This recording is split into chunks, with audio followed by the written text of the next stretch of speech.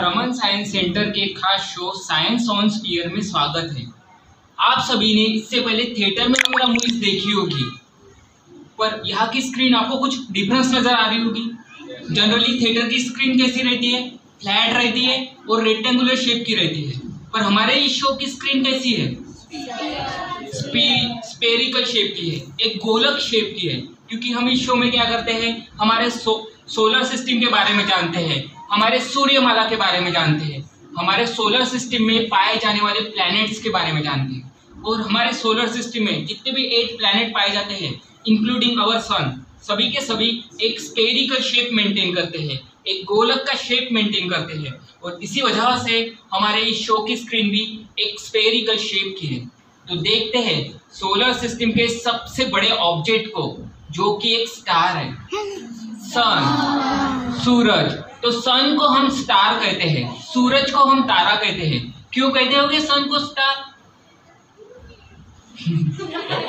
तो आप सभी ने जुगनू देखे होंगे, जुगनू के पास उनकी खुद की लाइट होती है, वैसे ही सूरज के पास उसकी खुद की लाइट होती है। और इसी वजह से हम सन को स्टार कहते हैं। इसके कोर में एक रिएक्शन होती है जिसका नाम है न्यूक्लियर फ्यूजन रिएक्शन, जहाँ पर क्या होता है, हाइड्रोजन के 4 एटम मिलकर एक हीलियम एटम का निर्माण करते हैं। और इस रिएक्शन में ट्रिमेंडस अमाउंट में एनर्जी प्रोड्यूस होती है। और इसी वजह से इसके कोर का टेम्परेचर बढ़कर पहुंच जाता है लगभग 1.5 करोड़ डिग्री सेल्सियस तक के। और इसी वजह से इसके सरफेस का भी टेम्परेचर हमेशा हाई रहता है, जो कि रहता है लगभग 5000 to 6000 डिग्री सेल्सियस के बीच में। और यही एनर्जी हमारे अर्थ पर सनलाइट के फॉर्म में, यानी कि सूर्य प्रकाश के रूप में आती है, जो कि आती है लगभग 8 मिनट 20 सेकंड्स में। सूरज हमारे सोलर सिस्टम का सबसे ज्यादा मास भी ऑक्युपाई करता है। नियर अबाउट 99.86% मास अकेला सूरज ऑक्युपाई करता है हमारे सोलर सिस्टम में। और इसी वजह से हमारे सोलर सिस्टम में सबसे ज्यादा ग्रेविटी सूरज की ही पाई जाती है। और इसी वजह से हमारे सोलर सिस्टम में जितने भी 8 प्लैनेट पाए जाते हैं, सभी के सभी सन के अराउंड रोटेशन और रिवॉल्यूशन करते हैं, सन के इर्द गिर्द चक्कर लगाते हैं। तो देखते हैं सोलर सिस्टम के फर्स्ट मेंबर को, first planet of our solar system Mercury, बुध ग्रह। तो यह हमारे सोलर सिस्टम का सबसे छोटा प्लैनेट है और ये सूरज के काफी नजदीक है। पर सूरज के काफी नजदीक होने के बावजूद यह हमारे सोलर सिस्टम का हॉटेस्ट प्लैनेट नहीं है। ऐसा क्यों? अगर कोई चीज आग के पास रहती है तो गर्म रहनी चाहिए ना, ये तो सूरज के बिल्कुल नजदीक है, फिर भी यह हमारे सोलर सिस्टम का हॉटेस्ट प्लैनेट नहीं है। कौन सा प्लैनेट होता है हमारे सोलर सिस्टम का हॉटेस्ट प्लैनेट?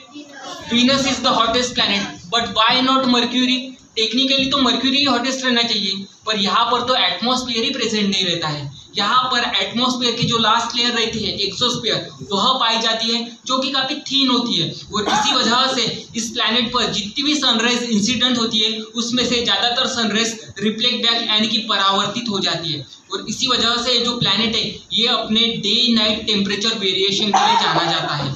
यहाँ पर दिन का तापमान बढ़कर पहुंच जाता है 430 डिग्री सेल्सियस तक के, और रात का यही तापमान ड्रॉप डाउन होकर कम होकर पहुंच जाता है -180 डिग्री सेल्सियस तक के। इतना ज्यादा टेम्परेचर में वेरिएशन रहता है इस प्लैनेट पर। यानी कि एक तरफ ऐसा टेम्परेचर, अगर हम वहां पर जाते हैं तो पूरी तरह से जल कर राख हो जाएंगे, और एक तरफ ऐसा टेम्परेचर, अगर हम वहां पर जाते हैं तो पूरी तरह से फ्रीज हो जाएंगे, पूरी तरह से जम जाएंगे। ऐसा टेम्परेचर रहता है मर्क्यूरी पर। यानी कि मर्क्यूरी पर तो हमारे लिए लाइफ ही पॉसिबल नहीं है। तो देखते हैं सोलर सिस्टम के दूसरे प्लैनेट को, वीनस, शुक्र ग्रह।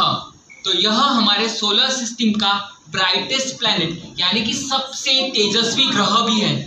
और इसी के पास पाया जाता है काफी डेंस एटमॉस्फेयर, काफी घना वातावरण पाया जाता है। और उस डेंस एटमॉस्फेयर में कार्बन डाइऑक्साइड गैस पाई जाती है, जो कि हमारे अर्थ के एटमॉस्फेयर में भी पाई जाती है।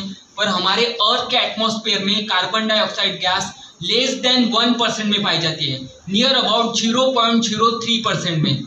पर वीनस के एटमॉस्फेयर में तो कार्बन डाइऑक्साइड गैस 98% में मौजूद होती है, जो कि एक ग्रीन हाउस गैस है। ये गैस क्या करती है, जितनी भी सनराइज इस प्लैनेट पर इंसिडेंट होती है उसको वो ट्रैप कर कर रखती है, सोलर रेडिएशन को एब्जॉर्ब करती है, और इसी वजह से इस प्लैनेट का टेम्परेचर बढ़कर पहुंच जाता है 460 डिग्री सेल्सियस तक के, 460 डिग्री सेल्सियस तक इस प्लैनेट का टेम्परेचर पहुंच जाता है।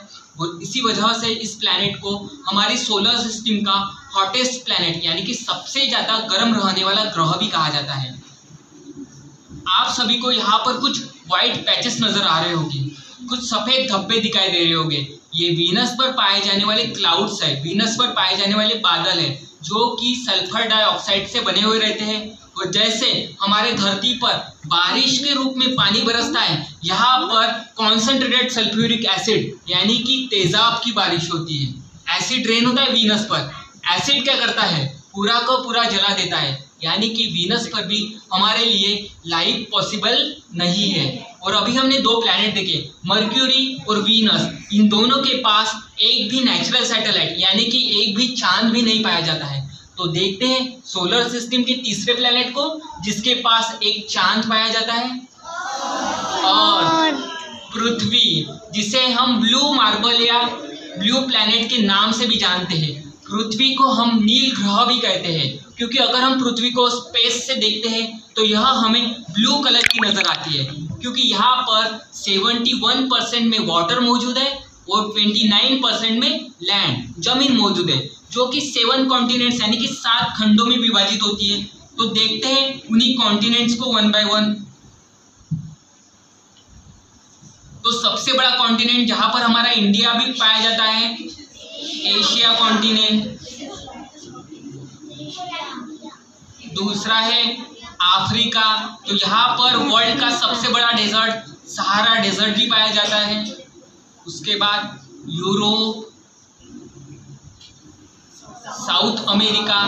आप सभी ने एनाकोंडा की मूवी देखी होगी, तो वहां पर जो अमेज़न के जंगल दिखाए जाते हैं इसी कॉन्टिनेंट में पाए जाते हैं। उसके बाद नॉर्थ अमेरिका, और ये सबसे बड़ा ओशन, सबसे बड़ा महासागर पैसिफिक ओशन, प्रशांत महासागर। और उसके बाद है ऑस्ट्रेलिया, जहाँ पर कंगारू पाए जाते हैं। और लास्ट का कॉन्टिनेंट अंटार्कटिका, जो कि बर्फ से घिरा हुआ रहता है। हमारे अर्थ पर 2 पोल पाए जाते हैं, नॉर्थ पोल और साउथ पोल, जो कि आर्टिक और अंटार्कटिक आइस कैप से घिरे हुए रहते हैं। हमारी अर्थ उसके एक्सिस पर 23.5 डिग्री से टिल्ट रहती है, झुकी हुई रहती है। इसी वजह से यहाँ पर सीजनल वेरिएशन यानी कि ऋतु परावर्तित होते हैं, समर, विंटर, रेनी सीजन, ऐसे सीजन चेंज होते हैं। तो देखते हैं इसी के नेचुरल सैटेलाइट को, जो कि रोज रात को हम आसमान में देखते हैं, मून, चांद, चंद्रमा। तो आप सभी ने रात के आसमान में चांद का ये डार्कर पोर्शन जरूर देखा होगा, पर आप में से किसी ने चांद का इतना ब्राइटेस्ट पोर्शन देखा है कभी रात के आसमान में? नहीं। हम अर्थ पर से चांद का सिर्फ 59 to 60% पोर्शन ही देख पाते हैं। ये जो ब्राइटेस्ट पोर्शन है चांद का, यह हम धरती पर से कभी भी नहीं देख सकते हैं। इसकी एक वजह होती है चांद का खुद के एक्सिस के अराउंड घूमने का समय, यानी कि रोटेशन पीरियड, और हमारी धरती के अराउंड पूरा एक रिवॉल्यूशन कंप्लीट करने का जो समय रहता है वो लगभग सेम रहता है। यानी कि अगर हम चांद पर जाते हैं तो यहाँ पर एक दिन और एक साल लगभग सेम रहेगा, और इसी वजह से हम पृथ्वी पर से चांद का ये जो ब्राइटेस्ट पोर्शन है ये नहीं देख पाते हैं। हमारे अर्थ पर तो एटमॉस्फेयर पाया जाता है, क्या चांद पर पाया जाता होगा एटमॉस्फेयर?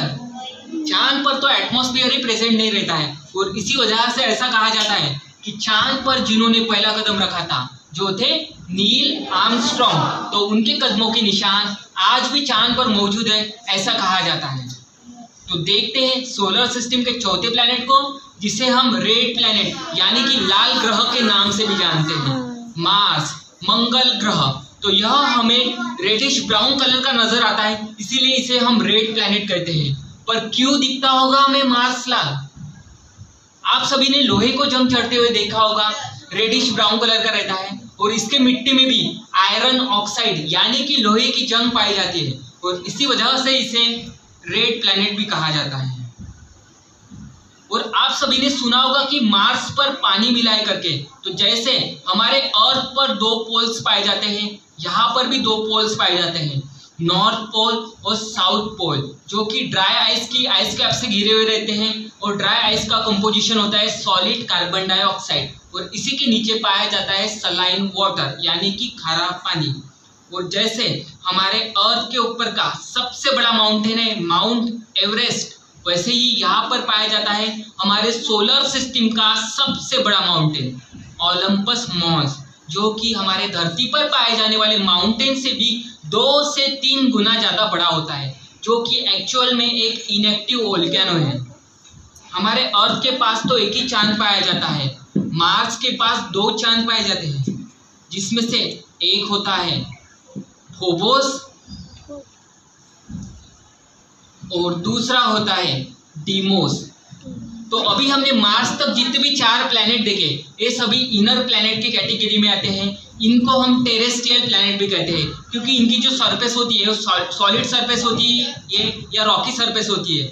पर अभी हम जो प्लैनेट देखने वाले हैं जुपिटर से लेकर नेपच्यून तक, ये सभी आउटर प्लैनेट की कैटेगरी में आते हैं, क्योंकि ये पूरे के पूरे गैसेस से बने हुए रहते हैं या पूरे के पूरे आइस से बने हुए रहते हैं। तो देखते हैं सोलर सिस्टम के सबसे बड़े प्लैनेट को, biggest planet in our solar system, Jupiter, गुरु ग्रह।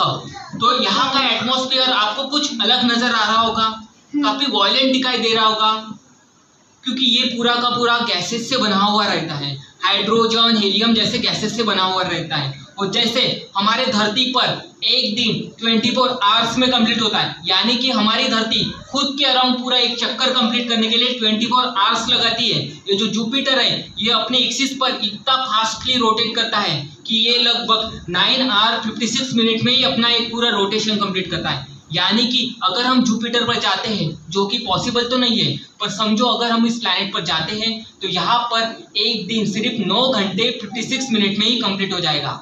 इतना फास्ट ये अपने एक्सिस पर घूमता है। और इसी वजह से इसके सरफेस पर बहुत से स्ट्रॉम्स क्रिएट होते हैं, बहुत से तूफान भी पाए जाते हैं।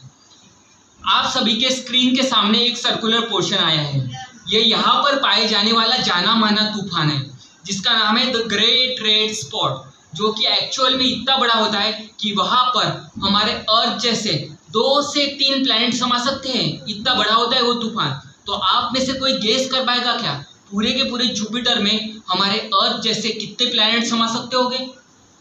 उस छोटे से तूफान में 2 से 3 अर्थ समा सकते हैं, तो पूरे के पूरे जुपिटर में कितनी अर्थ समा सकती होगी? According to the scientist near about 1300, यानी कि 1300 पृथ्वियां समा सकती है। इतना विशाल होता है जुपिटर, इतना बड़ा होता है साइज में। और इसी वजह से हमारी प्लैनेटरी सिस्टम में सबसे ज्यादा ग्रेविटी जुपिटर की ही पाई जाती है। और इसी वजह से जुपिटर क्या करता है, जो भी एस्ट्रॉइड या मेटेरॉइड, जो भी लघु ग्रह या उल्का पिंड हमारे धरती के तरफ आ रहे होते हैं, हमारे धरती को आकर टकराने वाले होते हैं, जुपिटर अपने ग्रेविटी से उनको खुद की ओर अट्रैक्ट करता है और खुद की ओर खींच लेता है। और इस तरह से यह हमारे धरती को प्रोटेक्ट करता है, और इसी वजह से इसे बॉडीगार्ड ऑफ द अर्थ भी कहा जाता है।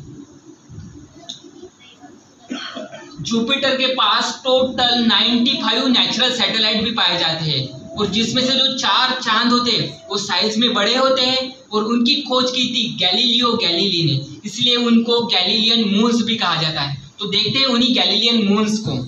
तो पहला गैलीलियन मून है आयो। तो ये दिखने में काफी सुंदर दिखता है, पर उतना ही भयानक है, क्योंकि यहाँ पर बहुत सी पॉइजनस गैसेस पाई जाती है और लावा की नदियां भी पाई जाती हैं। दूसरा है यूरोपा।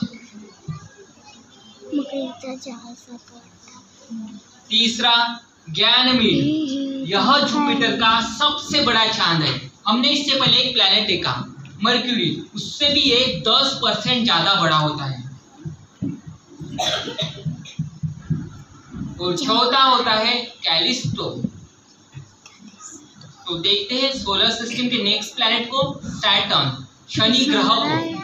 तो आप सभी ने सैटर्न की इमेजेस किताबों में वगैरह देखी होगी, आपको यहाँ पर कुछ मिसिंग नजर आ रहा होगा। सैटर्न के अराउंड रिंग्स रहती है, पर वह रिंग्स हमें यहाँ पर प्रोजेक्ट कर पाना पॉसिबल नहीं है।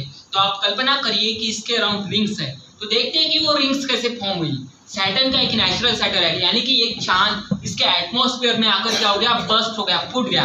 और सैटर्न की ग्रेविटी की वजह से चांद का जो भी मलबा निकला, जो भी छोटे छोटे पार्टिकल निकले, वो इसके अराउंड रोटेशन और रिवॉल्यूशन करने लगे, इसके इर्द गिर्द चक्कर काटने लगे और उन्होंने ही वह रिंग्स फॉर्म किए। सैटर्न भी पूरा का पूरा गैसेस से बना हुआ रहता है और यह हमारे सोलर सिस्टम का सेकंड बिगेस्ट प्लैनेट है और इसमें भी लगभग हमारे पृथ्वी जैसे 1100 प्लैनेट फिट हो सकते हैं। इतना विशाल होता है सैटर्न भी साइज में। और हमारी सोलर सिस्टम में सबसे ज्यादा नेचुरल सैटेलाइट यानी कि सबसे ज्यादा चांद सैटर्न के ही पाए जाते हैं, जो कि रहते हैं लगभग 145 और जिसमें से सबसे बड़ा चांद होता है टाइटन। तो देखते हैं सोलर सिस्टम के नेक्स्ट प्लैनेट को, यूरेनस। तो ये अपने एक्सिस पर कुछ ऐसे 98 डिग्री से टिल्ट रहता है, 98 डिग्री से झुका हुआ रहता है। इसकी एक वजह है, हमारे पृथ्वी जितना बड़ा एक एस्टेरॉइड से 2 बार आकर टकराया और इसी वजह से इस प्लैनेट की टिल्टिंग ऐसे 98 डिग्री पर हो गई है और इसी कोलिजन के वजह से इसने अपनी बहुत सी नेचुरल हिट और ग्रेविटी भी खो दी है और ये इतना ज़्यादा झुका हुआ रहता है। इसी वजह से इस प्लैनेट पर सूरज की रोशनी बराबर नहीं पहुंच पाती है और इसी वजह से जो प्लैनेट है यह हमारे सोलर सिस्टम का कोल्डेस्ट प्लैनेट यानी कि सबसे ज़्यादा ठंडा रहने वाला ग्रह भी है।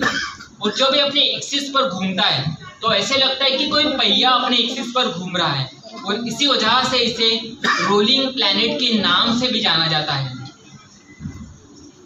तो देखते हैं सोलर सिस्टम के लास्ट प्लैनेट को, नेपच्यून, वरुण ग्रह को।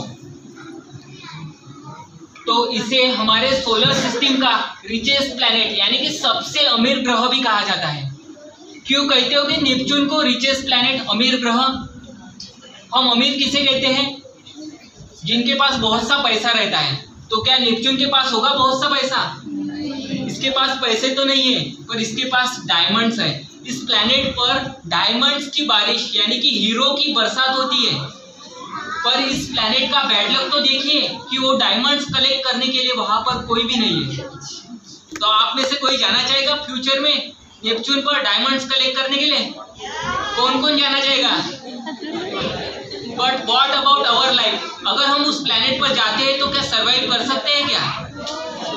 हमारे अर्थ के पास इतना फ्यूल भी नहीं है कि हम उस प्लैनेट पर जा सके और वापस भी आ सके। पर गलती से अगर हम उस प्लैनेट के एटमॉस्फेयर में पहुंच भी जाते हैं तो वहां पर हम सरवाइव नहीं कर सकते, क्योंकि वहां का जो एटमॉस्फेरिक प्रेशर रहता है वो काफी ज्यादा रहता है। अगर हम उसके एटमॉस्फेयर में थोड़ा भी एंटर करते हैं तो हम शनि के चांद की तरह, सैटर्न की मून की तरह हम भी बस्ट हो सकते हैं। वहां पर इतना ज्यादा एटमॉस्फेरिक प्रेशर रहता है। तो वहां पर वो डायमंड्स कैसे फॉर्म होते हैं देखते हैं। इसके एटमॉस्फेयर में मीथेन नाम की गैस पाई जाती है और मीथेन के जो कार्बन के पार्टिकल रहते हैं वो एटमॉस्फेरिक प्रेशर ज्यादा होने की वजह से कंडेंस होना स्टार्ट करते हैं और कंडेंस होकर वो डायमंड्स का फॉर्मेशन करने लगते हैं और उन्हीं डायमंड्स की रेंज इस प्लैनेट पर होती है। पर जैसे जैसे वो डायमंड इसके कोर तक जाने लगते हैं वो फिर से मेल्ट होकर कार्बन के फॉर्म में एग्जिस्ट करते हैं। देखते हैं अर्थ पर दिन और रात कैसे होती है।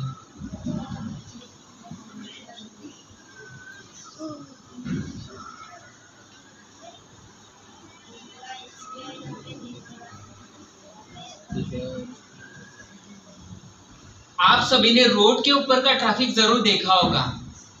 आसमान में भी ट्रैफिक रहता है, एरोप्लेन्स का ट्रैफिक, एयर ट्रैफिक। तो एशिया कॉन्टिनेंट में सबसे ज्यादा एयर ट्रैफिक आपको कहाँ नजर आ रहा है? इंडिया में या चाइना में? चाइना में। इंडिया के मुकाबले चाइना में बहुत ही ज्यादा एयर ट्रैफिक पाया जाता है। इंडिया में ज्यादातर एयर ट्रैफिक मेट्रो सिटीज के अराउंड ही पाया जाता है और वर्ल्ड का सबसे कम एयर ट्रैफिक पाया जाता है अफ्रीका में। पर थोड़ा सा ऊपर नजर डालिए यूरोप की तरफ। यूरोप में वर्ल्ड का सबसे ज्यादा तो नहीं, सेकंड लार्जेस्ट एयर ट्रैफिक पाया जाता है। तो आप में से कोई गेस कर पाएगा वर्ल्ड का सबसे ज्यादा एयर ट्रैफिक कहाँ पाया जाता होगा?